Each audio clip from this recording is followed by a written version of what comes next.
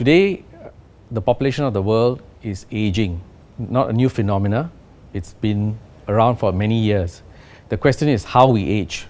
And as the population ages, how do countries manage the population? Because the aging population also means that there is less people and the younger age group to manage the work that we need to have done in our countries. But the aged population is also a resource, because as the population ages, they are aging well.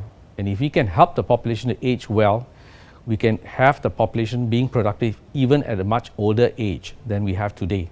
Today we look at people and say that at 55 they need to retire, or 60 we need to retire. But what does retirement mean? Does it mean that we go and vegetate, or does it mean that we continue to be productive? And I think we can be, because 60 is not an end and where we stop doing things that are productive for our country. 60 is when you start a new phase in your life.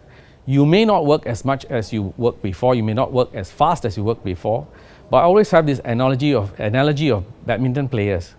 If you look at the younger badminton players, they run around the court a lot, they are very active, they are very aggressive. But the older they get, they start to use the court more intelligently.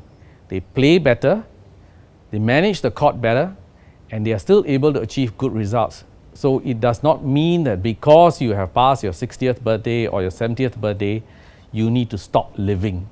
Living means enjoying life, and working is also part of life that you need to enjoy.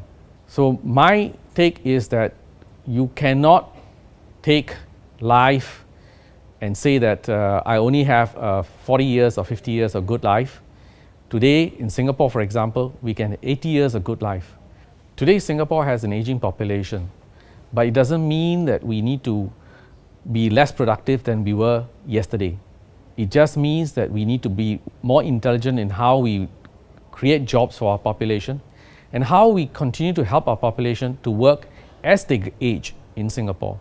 It's not just aging well in place, but it's also aging well in work.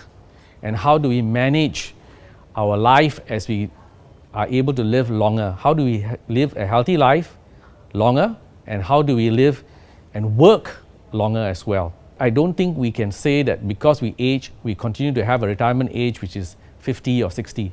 As we live longer, our retirement age has to shift to match with the life that we live.